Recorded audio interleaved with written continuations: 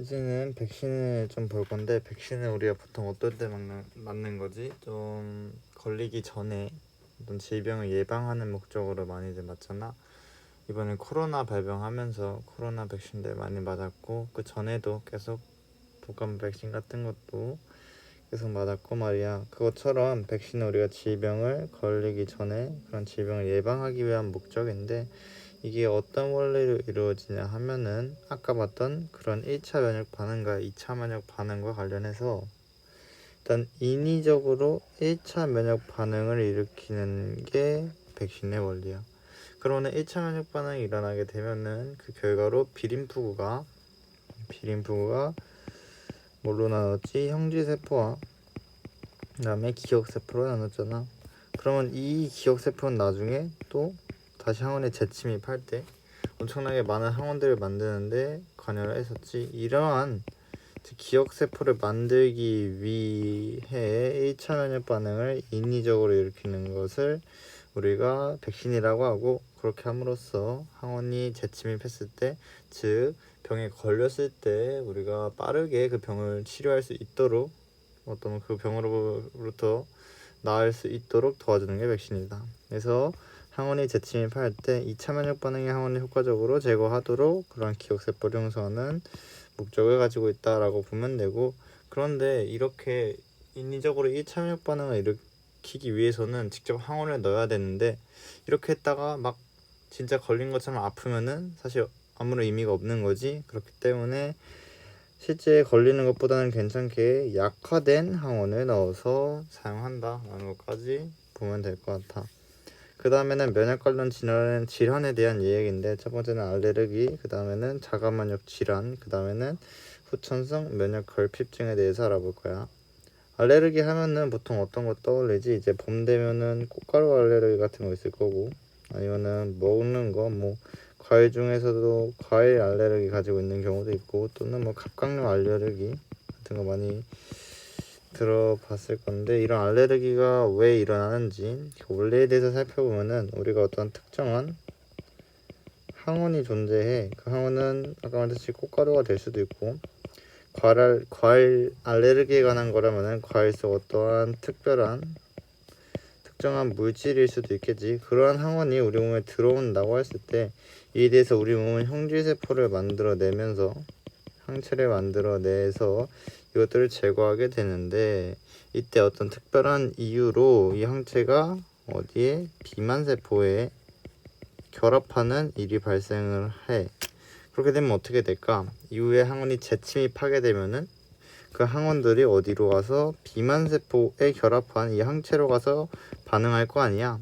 그렇게 되면은 비만세포가 자극을 받으면서 다량의 엄청나게 많은 양의 히스타민을 분비하게 되고, 이로 인해서 우리가 두드러기나 재채기 등 어떤 굳이 필요 없는 과민 반응을 일으키는 거를 우리가 알레르기라고 한다. 그래서 다시 정리해보자면은, 어떤 항원이 침입하였을 때 만들어진 항체가 비만세포에 결합을 하게 되고, 그것 때문에 그 후에 항원이 들어오게 되면은 그 항원에 대해서 비만세포가 과량의 히스타민을 분비하면서 어떤 과민 반응을 일으키는 것을 알레르기라고 한다.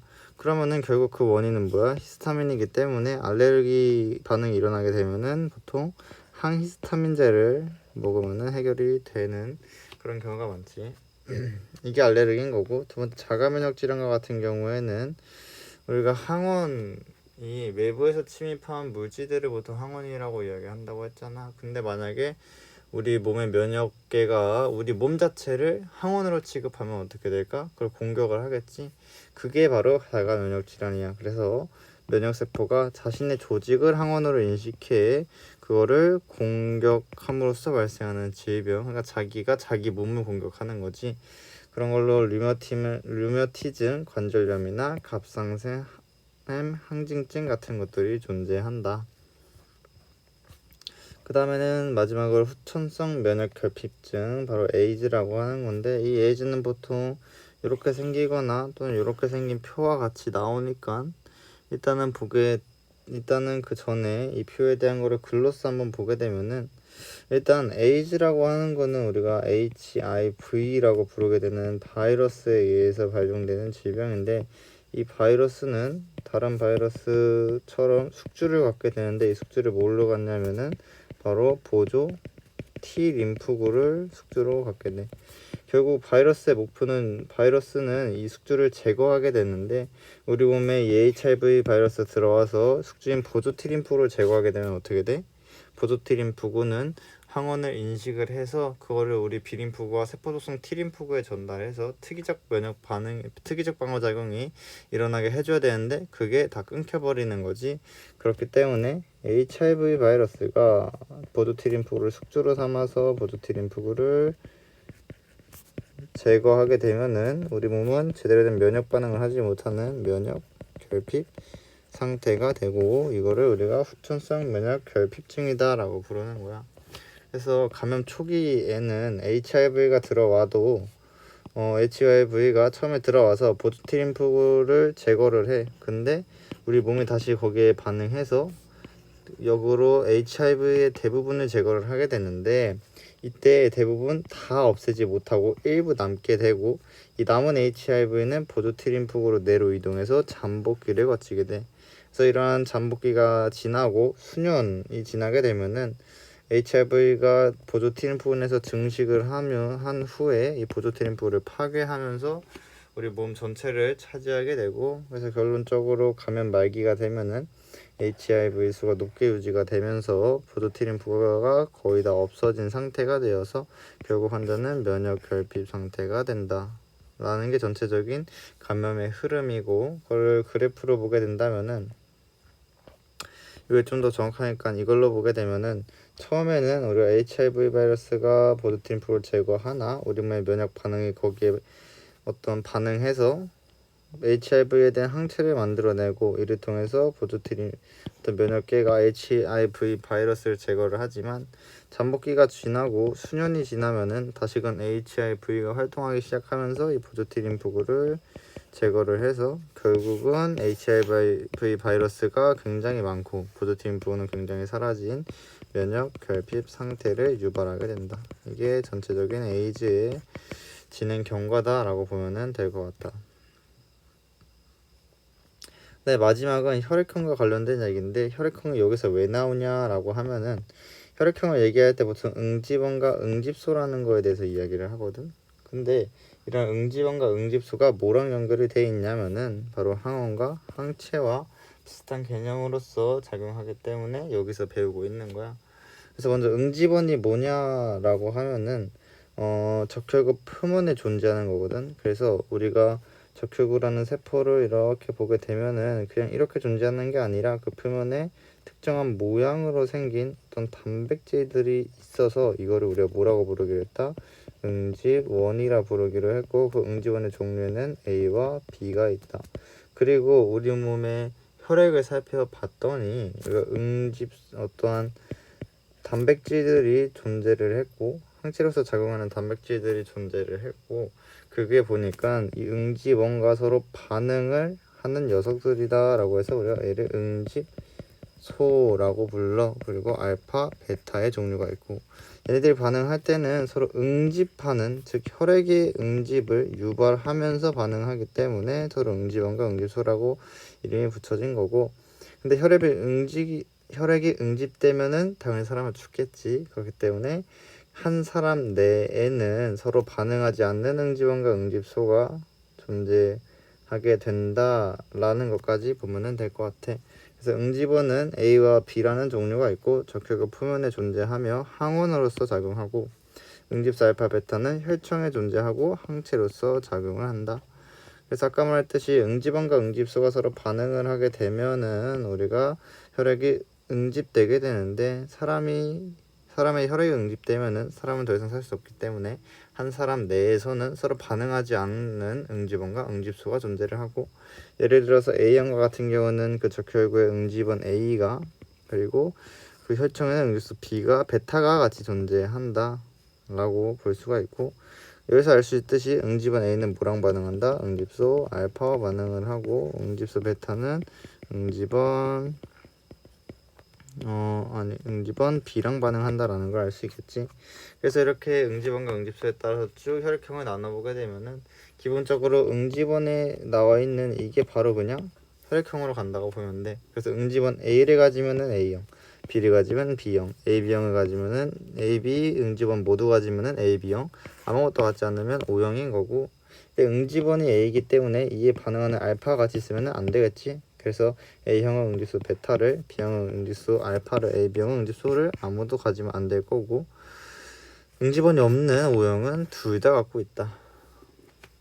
그래서 이런 ABO식 혈액형을 알아내기 위해서 우리가 보통 사용하는 게 피를 한 방울 흘려 놓고 거기다가 어떤 용액들을 넣어가지고 피가 굳는지 안 굳는지 그걸 확인하잖아. 그때 넣는 게 바로 항A 혈청과 항B 혈청인데, 항A 혈청은 말 그대로 A의 항, 즉 대항하는 혈청이라는 걸로 결국 A 응집원과 반응한다는 거겠지. 그래서 항A 혈청 하면은 응집수 알파다. 항B 혈청 그러면은 B 응집원에 반응하니까 응집수 베타다라고 기억하면 되고. 그래서 A형과 같은 경우에는 알파를 내면은 당연히 반응, 베타를 내면 반응하지 않겠고, B형과 같은 경우는 알파를 내면 반응하지 않고 베타를 내면은 반응하게 되고, AB형은 알파 넣어도 반응, 베타 넣어도 반응. O형과 같은 경우는 응집수 베타 넣으면 반응 안 하고, 알파 넣으면 반응 안 하고, 베타 넣어도 당연히 반응 안 하게 된다. 응집원이 존재하지 않으니까. 그걸 통해서 알 수 있고, 그 다음에 우리가 혈액형을 보다 보면은 이런 A, B, O식 혈액형뿐만 아니라 그 앞에 붙는 RH 플러스나 RH 마이너스를 종종 본 적이 있을 거야. 그래서 뭐 RH 마이너스는 되게 희귀한 혈액형이다라는 것도 들어봤을 텐데, 이거는 어떤 거냐라고 하면은 우리가 어떤 적혈구 표면에 보니까 ABO식과 관련된 거 말고도 다른 독립적으로 존재하는 응집원이 존재를 했고, 그거를 이름 붙이기를 RH라고 붙인 거고, 그래서 이런 RH 응지원이 있는 경우를 RH 플러스, 없는 경우를 RH 마이너스, 있으니까 플러스, 없으니까 마이너스다, 이렇게 이름 붙였다고 기억하면 될 것 같고, 당연히 이 응집원에 대해서 응집하면 안 되니까 RH 플러스는 응집소를 갖고 있지 않을 거고, RH 마이너스는 응집소를 갖고 있어도 상관이 없으나, 이 경우에는 특이하게 어레치식에서는 응집소를 가지고 있지는 않고, 만약에 어레치 마이너스라는 혈액에 어레치 플러스에 응집원이 들어가게 되면은 응집소가 형성돼서 응집이 일어나는 그러한 형태로 작용하고 있다고 보면 될 것 같아.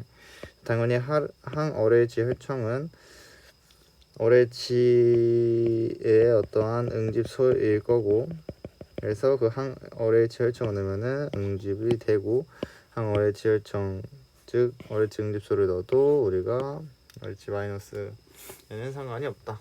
그렇게 해서 혈액형이 결정이 된다. 그 다음에는 수혈에 대해서 공부할 건데, 우리가 지금 앞에서 말한 것처럼 사람의 어떠한 혈액형들을 이렇게 다 구분을 시켜 놓은 거는 그 목적이 어디에 있냐 하면은 바로 수혈 그 자체에 있었어. 옛날에 수혈이 이루어진 초기에 보면은 우리가 막 양이나 또는 뭐 돼지 같은 동물들의 피를 수혈을 하고 그랬거든. 그러면 당연히 사람은 죽겠지. 그래서 사람의 피만 사람한테 줘야 되는구나 라는 걸 깨달았고, 그래서 이렇게 수행했는데도 어떤 사람은 살고 어떤 사람은 죽게 된 거야. 그래서 그 이유에 대해서 살펴보니까 어떤 사람의 혈액과 어떤 사람의 혈액이 섞였을 때는 응집 반응이 일어났으나 어떤 경우는 응집 반응이 일어나지 않았고, 그 이유를 찾아보니 이러한 혈액형이라는 게 존재를 했다라는 거지. 그래서 이런 혈액형에 따라서 수혈을 어떻게 해야 될지 결정이 되는 건데, 일단 기본적인 원리는 다량 수혈과 소량 수혈의 경우 좀 달라지게 돼. 일단 당연히 다량 수혈을 할 경우에는 같은 혈액형끼리만 가능하고, 근데 소량 수혈을 할 때는 조금 더 기준이 완화되어서 주는 사람의 응집원만 고려하면 되고 응집소는 무시해도 상관이 없어. 그 이유는 기본적으로 혈액에는 응집소보다는 응집원의 양이 많기 때문에 작은 양의 혈액만 주면은 거기에 들어있는 응집소는 사실상 고려를 하지 않아도 상관이 없는 정도의 양이다라고 해서 응집원만 고려하게 되는 거고, 하지만 다량 수혈이면은 응집소도 그만큼 많아지기 때문에 그냥 같은 혈액형끼리 가능하게 되는 거야. 그래서 결국 암기를 해보자면은 ABO 혈액형과 같은 경우에는 다량 수혈은 같은 혈액형끼리 가능하나 소랑수열은 이렇게 외우자. A, B는 모두에게 받고 주지 않으며 O는 모두에게 주고 받지 않는다. 그래서 A, B는 모두한테서 받고 누구한테 A형한테도 O형한테도 B형한테도 받고 O형은 모두한테 주는 이러한 그림이 만들어진다 라는 걸 알 수가 있고, 어레치 같은 경우는 우리가 다양수열은 같은 혈액형끼리 가능할 거고, 소량수열 같은 경우에는 어레치 플러스는 어레치 마이너스에게 수열을 해줄 수가 없어. 이렇게 외우면 되고, 그래서 이걸 정리한 걸 보게 되면은 같은 혈액형끼리만 대량 수열이 가능하게 되고, 이렇게 소량수열과 같은 경우에는 A, B는 모두한테 받는 그림, 그리고 O는 모두한테 주는 그림 이렇게 나타나게 되고, 어레치형과 같은 경우에는 이제 어레치 마이너스만 어레치 플러스한테 소량수열할 수 있는 이런 그림이 나오게 되겠지. 만약에 어레치 플러스가 어레치 마이너스한테 주려면은 얘 응집원이 어레치 마이너스 혈액형으로 들어가면은 원래는 없지만 어레치에 대한 응집소가 만들어질 거고, 이 둘이 만나서 뭐가 만들어진다? 응집이 일어나기 때문에 그거는 불가능하다 이렇게 볼 수 있을 것 같아. 그래서 기본적인 수열의 원리는 이렇게 된다.